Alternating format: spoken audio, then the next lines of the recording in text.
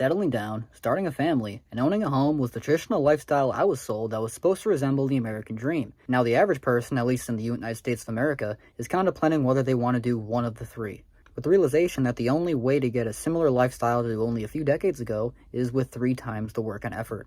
In this video, we'll spend some time together discussing how the modern family is getting destroyed by the current day economy, and how the modern day foundation of the so-called American dream is built on debt and lies. And if you personally been finding yourself enjoying my daily doomer commentaries over here on the page, then don't forget to like, comment your thoughts, pins below, and subscribe to see my daily videos right here on the channel. And a huge shout out to the handful of you that's been checking out those links down below in the description. Those are some of the best ways to support me and the content right here. Now, let's begin this shit show. People are opting out of America. They're not optimistic about it. They're not having kids.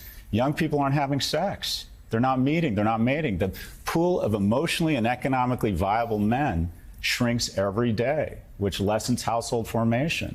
So we have a real issue. Young people are enraged. So it turns every cut, every movement into an opportunistic infection because, quite frankly, they are just pissed off. Housing prices have gone from $290 to $420 in the last 4 years. Now, it's one thing to get mad at these younger generations, Gen Z, Millennials, and potentially Gen Alpha, for complaining about not being able to afford their $5 coffees or that luxury BMW car to impress their coworkers at work that honestly probably couldn't care less and probably have more debt than they do.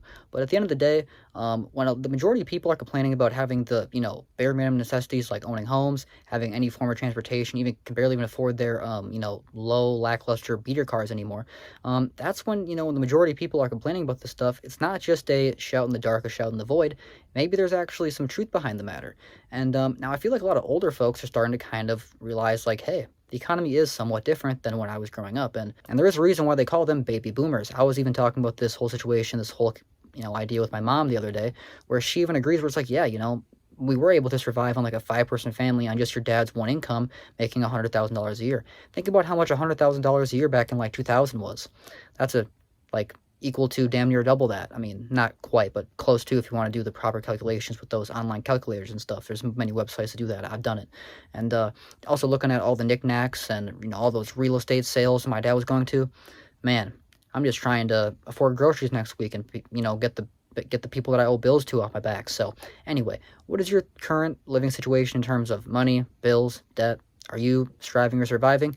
And, or are you just, barely getting by? So feel free to let me know down below in the comments, and let's continue. Everything we were taught because somebody else taught you. Your parents, their grandparents taught them, go to school, get good grades, graduate college, go get a job, work that job 30, 40 years, live on a pension after that. Like, how many people still telling their kids that? That's the worst. I'm not no disrespect, because kids are smart. They're visual. They don't see nobody in their family that plan work for. So they'll see a rapper and they'll look like, this rapper ran a completely different play. I'm going to run his play. Because my parents, my grandma saying this, my great-grandma saying this, my uncle saying this, but none of them got nothing. So why would I run that play? It's like, logically, that don't make sense. When I was growing up, the ideal job was getting a job working for the city. Y'all know what that is? When you coming out 85 and they fixing the street and it's one lane open, them brothers out there, I was like, I ain't working for the city. I was like, you can forget it. Like, everybody who was telling me to do this, everybody was broke. Because think about it. We're in 2022, and we're still giving our kids advice from the 70s and the 60s and the 50s. We live in an entirely different world. So, like, a pension doesn't even exist. So when I speak at, like, high schools, and I be like, how many of y'all going to college just because your parents told you need to go to college? Guess how many hands go up? All of them. You know how many doctors there are that don't even want to be doctors? Their parents just told them that they should be doctors. We've been told the same thing, like, over and over and over. And it's like, we don't question none of it. Now, the idea of college always was just kind of brought to the young person that, like, if you go to school, you're going to have it made. If you get this education and you get this diploma and you show it to your employer, you're going to be right in that cubicle and you're going to be getting a yearly bonus that's going to overdo your yearly rent increases. And then one day you can own a home and start a family, and then, isn't that a funny movie? That sounds like a good dream, doesn't it? But at the end of the day, the majority of people are working. Like I said in the intro of this video, they have to choose between if they want to start a family, if they want a home, if they want to, even if they do have a home, okay, we got this little cheap home that we have to do way too many renovations now we didn't really expect. How long is it going to take to do that? Let's just not finish the basement for 10 more years.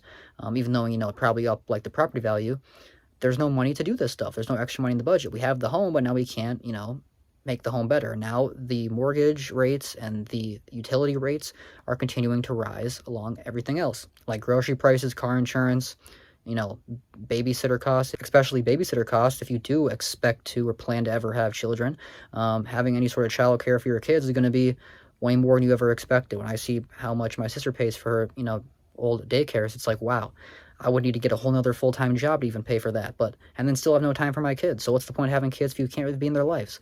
Sad reality of the average person. But what is your opinion? Have you had kids? Do you feel like most people who have kids are mostly accidents? That's how I feel. So maybe I have somewhat of a negative connotation on children, because most people I know who've had kids has somewhat ruined their life. But you can never say that once you have a kid. You can't be that parent. But anyway, what do you think?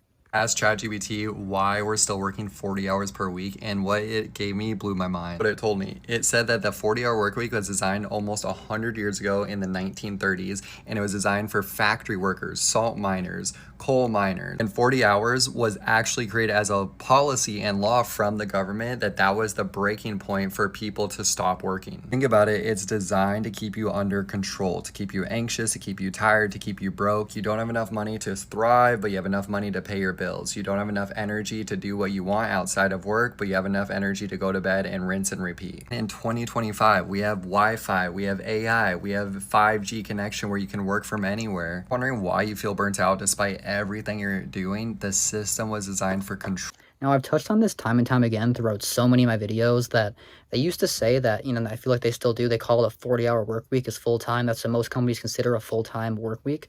Well, nobody can live off 40 hours. That's why everybody is begging for as much overtime as they can possibly get.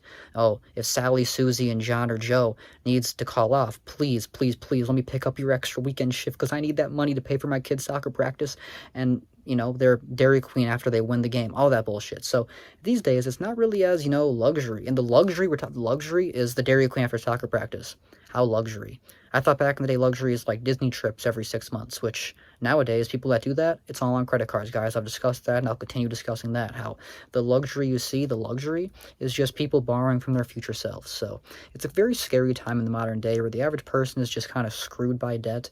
They're kind of begging for it as well. They're almost begging for their demise by continuing to keep up with the Joneses, as the old phrase used to say, and still seems to hold true. But anyway, what are your thoughts, opinions? Do you have people in your family, in your life, friends and peers that are keeping up with the Joneses still?